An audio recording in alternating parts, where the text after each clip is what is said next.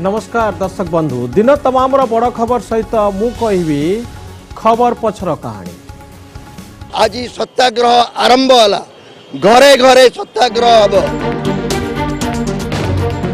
इनकलाब जिंदाबाद जिंदाबाद जिंदाबाद।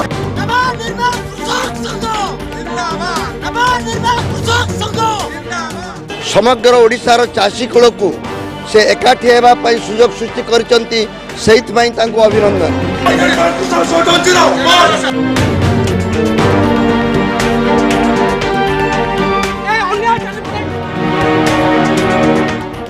चाषी मान विरुद्ध रे युद्ध घोषणा करिछि।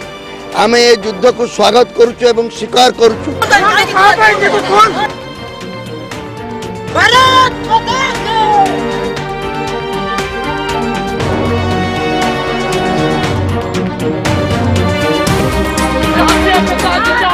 ए पुलिस बलर अधिकार तांको हाथुरु छड़ाई नबार संकल्प आज चाषी कुल नौची। केते गिरफ करबे, सबुदिन गिरफ करंतु, आमे गिरफ पे रेडी। इस मानो को हमको अत्याचार को नौ चाहिए, देखो त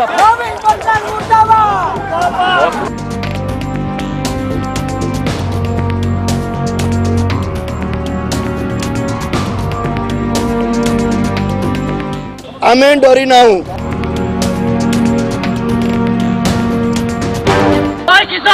धोखा काई मारतो, काई धोखा मारले।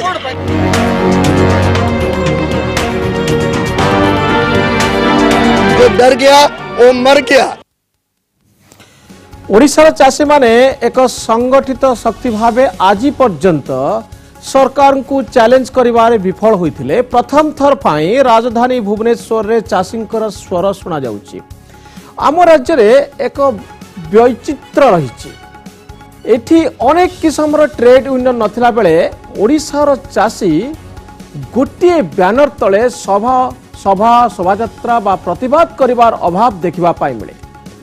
किंतु नवनिर्माण कृषक संगठन ए क्षेत्र में चाषी मान को एकजुट करिछि एवं प्रथम थर पाई चाषी माने सरकार को चैलेंज देइछथि। चाषी मान को नै जेउ सब तथ्य आसुछि ताकु यदि तर्जमा करा जाय विचित्र कथा सब सामना को आसीबो। दर्शक बंधु 2012 और 13 मसीह ओडिशार कृषि और वैषयिक विश्वविद्यालय पक्षरु एक सर्वे करा जायतिला। से सर्वे ओडिशार चाषी अवस्थार सूचना दिए। एही आकलन अनुसार गोटे क्विंटाल धान उत्पादन करिया पाई ओडिशार चाषी 1334 टंका खर्च करे।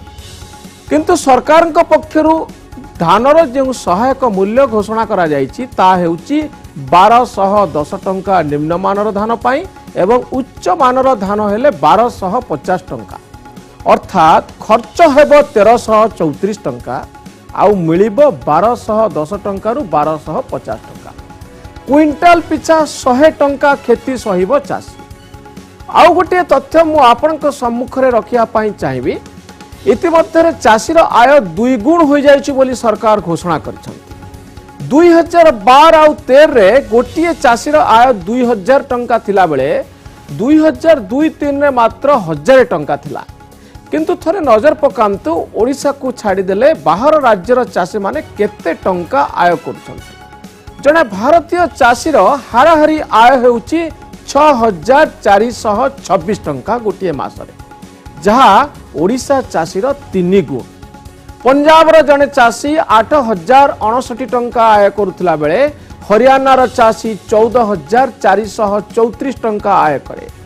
जम्मू और काश्मीर रो चाषी 12683 टंका आय करे। केरल रो चाषी 11888 टंका आय करे। ताहले सर्वभारतीय स्तर रे ओडिशा चाषीर दुर्दशा केते याकु सहजरे अनुमान करा जाई पारिबो। खाद्य शस्य उत्पादन क्षेत्र में ओडिशार स्थान 18 रे रहिछि। जातीय खाद्य शस्य उत्पादन हेक्टर पिछा 2101 केजी थिला बेले ओडिशा रे 1426 केजी रहिछि। ओडिशा ऊपर को छत्तीसगढ़, झारखंड और बिहार भली राज्य अछंती। दर्शक बंधु चाउल उत्पादन रे जातीय हर रे हेक्टर पिछा 2424 केजी थिला बेले ओडिशा रे यह हेउची 1821 केजी। यही सरकारी परिसंख्यान को यदि विचार को लिया जाए ताहले ओडिशा रे एक चाषी आंदोलन आवश्यकता अछि कि नाही ए निष्पत्ति आपण हाथ में छाड़ी दिया जाऊ। जेहेतु चाषी संगठित नथिले, जेहेतु चाषी को नहीं केवल ऊपर ठाउरिया कथा कह जाउथिला आउ एथि नहीं भुवनेश्वर एक बड़ धरणर आंदोलन आज पर्यंत संभवपर होई पारि नाही। से दृष्टिकोण चाषी मानकर क्षेत्र में एक बड़ धरणर परिवर्तन आनिला भली निष्पत्ति आज पर्यंत बोधहुए एही कारणरू निया जाई पारि नाही। ओडिशा सरकार कृषि बजेट कथा कहउचंती, कृषि कर्मण पुरस्कार कथा कहउचंती, चाषीर आय 2 गुण हैला बोली दाबी करछंती। एही सब परिसंख्यान भितरे ओडिया चाषी किंतु दुर्बल हो जाइछि, अर्थनीति माड़ खाई चलीछि। जदि उत्पादन रे अधिक खर्च करी कम रोजगार करे चाषी ताहले तार भविष्यत कौन एवं 70% लोकंकर स्वार्थ को प्रभावित कला भली या भितरे केउ केउ निष्पत्ति आमे ग्रहण करिछु कृषि क्षेत्र रे। या भितरे केउ केउ निष्पत्ति सतरे गोटिए चाषीर आय को 2 गुण कर देछि। कृषि और कृषकर परिसर केते व्यापक होइछि, कृषि क्षेत्र रे केते उद्योगपति तैयारी होइछंती। ओडिशार केउ केउ कृषिजात द्रव्य एक बड़ ब्रांड हिसाब रे जातीय और आंतर्जातिक स्तर रे ना कमैछि एवं ओडिया चाषी को धनी करिछि। ओडिशा रे आखि दृश्या कृषि उद्योग काम करुछि जहाँ कृषकर स्वार्थ को सुरक्षित करुछि। आज एई भली प्रश्न आसिबार समय आसीछि। जेतेबेले सरकारी कर्मचारी को प्रति मासरे दरमा मिलुछि सेतेबेले 70% लोकंकर आय किभली बढ़िबो सेति प्रति केवल राजनैतिक दृष्टिकोणरू अमलातंत्र निष्पत्ति नेउछि ना एहार एक वास्तविक दिग रहिछि। निश्चित भाव में तृणमूल स्तर में एक असंतोषर दाना बांधुछि। चाषी प्रतिवाद करिया पाई आगे आसुछि। नवनिर्माण कृषक संगठन में सामिल होइथिबा कृषकों को जेते आक्षेप कले भी हजार हजार संख्यार एमाने कोनोसी राजनैतिक दलर कर्मी भाव में भुवनेश्वर आसी नांती। आसिछंती जणे जणे सिपाही भाव में ग्रामीण मनुष्यर स्वार्थ को जगिबा पाई। कृषि क्षेत्र में एक व्यापक परिवर्तन दाबी नहीं, किंतु आश्चर्यर कथा हेउछि कृषकों को बाटरू भगई दिया जाइछि। एही समावेश होइतिले कोन क्षति होइथांता। पंचायत निर्वाचन पूर्वरु एही भली एक समावेश टीवी चैनल गुड़िकरे बड़ खबर होई आसिथांता जहाँ सरकार विरोधी स्वर को तीव्र करिथांता एवं परवर्ती समय रे बीजेडी रो भोट बैंक को प्रभावित करिवार आशंका बोधहुए थिला। नहेले 50 प्लाटून पुलिस काहींकी नियुक्ति पाइथिले समावेश को भंडूर करिया पाई। कटक भुवनेश्वर कोनोसी थाना रे थाना बाबू को देखिबा पाई मिली नथिला। साधा पोशाक रे पुलिस पैंतरा मारुथिले। अधा बाटरू चाषी को घौड़िया पाई चेष्टा करिथिले। किंतु बड़ कथा हेउछि कृषक समावेश न कराई देई सरकार बेसी चापर सम्मुखीन होइचंती एवं समावेश न होई मध्य यह सफल होइछि। गत 2 दिन धरी गणमाध्यम रे जेतिकी चर्चा होइछि एही प्रसंग रे कृषि आउ कृषकर प्रसंग सरकार को अधिक चापग्रस्त करिछि। आगामी दिन में कृषक मानकर एक संगठित शक्ति सरकारी व्यवस्था को चैलेंज करिया पाई यह द्वारा सुजोग सृष्टि होइछि जार एक सुदूर प्रसारी प्रभाव रही।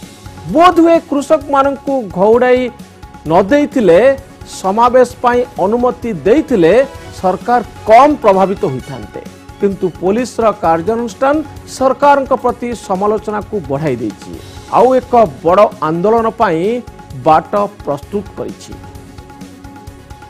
सुनिनियंतु नवनिर्माण कृषक संगठन चाषी समावेश नहीं संगठन मुख्य उपदेष्टा एवं ग्रामांचल आसीथिबा चाषींकर प्रतिक्रिया।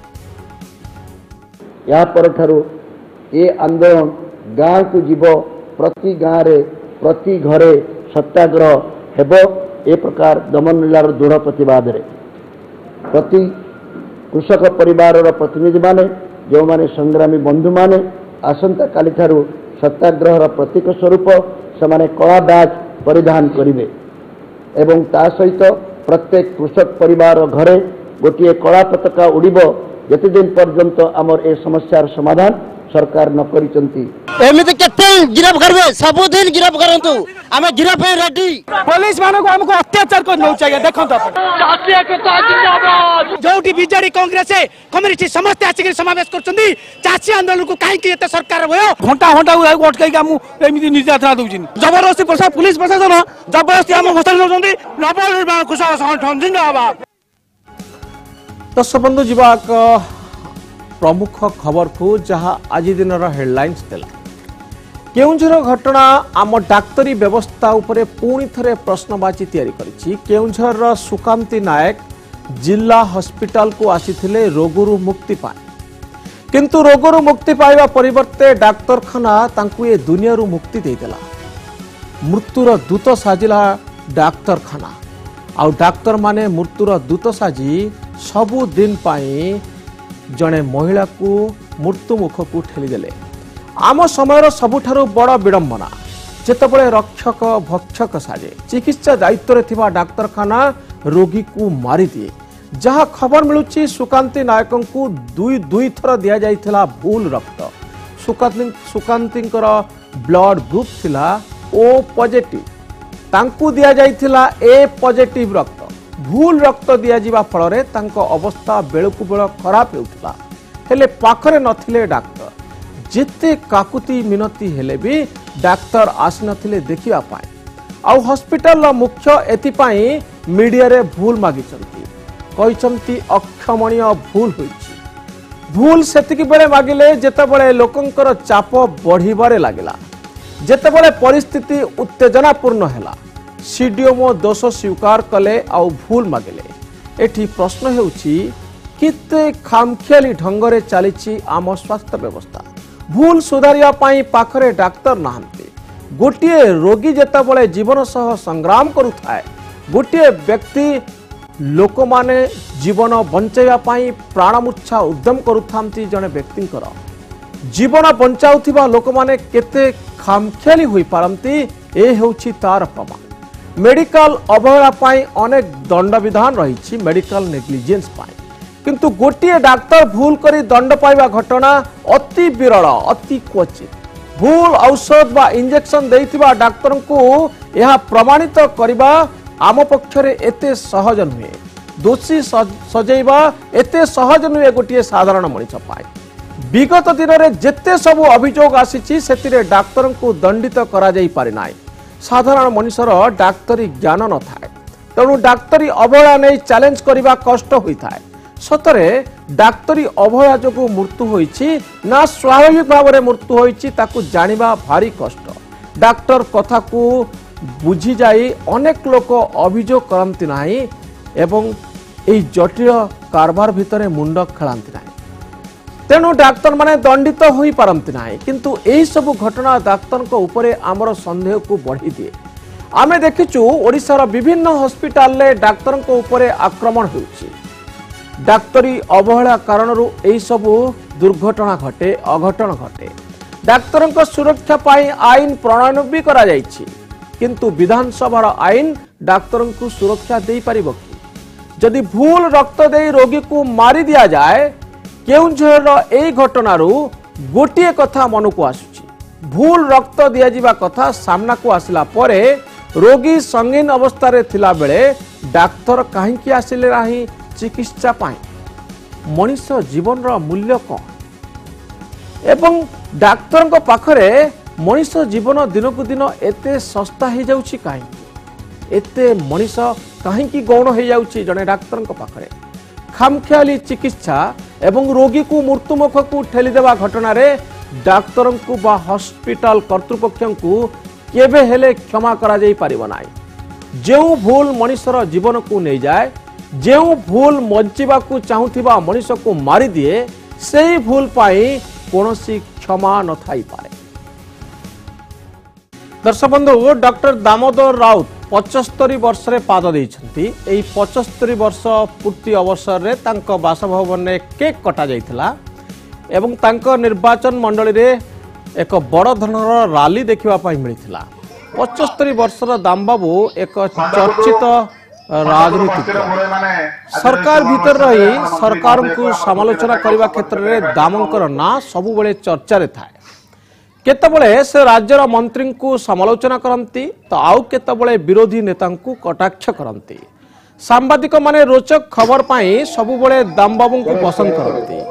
डॉक्टर दामो राउतंकर टीवी बाइट सबुबले रोचक खबर तैयारी करुथाए। आउ टीवी स्टूडियो रे तांको वितर्क अनेक समय विवाद तैयारी करे। 75 वर्ष बयस रे डॉक्टर दामोदर राउतଙ୍କର शक्ति दुर्बल होइनी बरं तांको राजनैतिक आक्षेप एवं कार्यकलाप यथारीति चलीछि।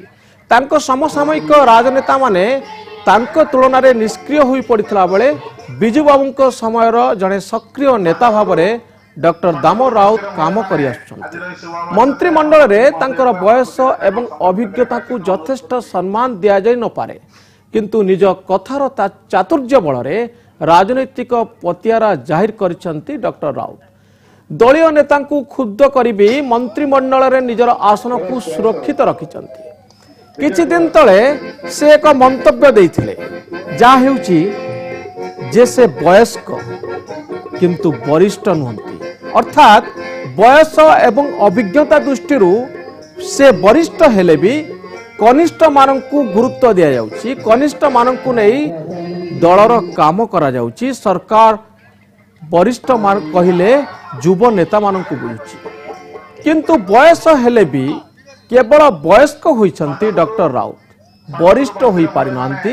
अर्थात तांकर अभिज्ञता मंत्रिमंडल रे बा राजनीति स्तर रे बिजु जनता दल राजनीति रे से भली कोनोसी प्रभाव तैयारी करि पारुना। यह थिला डॉक्टर राउतଙ୍କର क्षोभ। बोधवे राजनीति रे निजर पतियारा जाहिर पाई अनेक कला कौशल आपणैया पाई पड़े। आउ 75 वर्ष बयसर दामबाबू को राजनीतिर एही कलाटी बेस मालूम।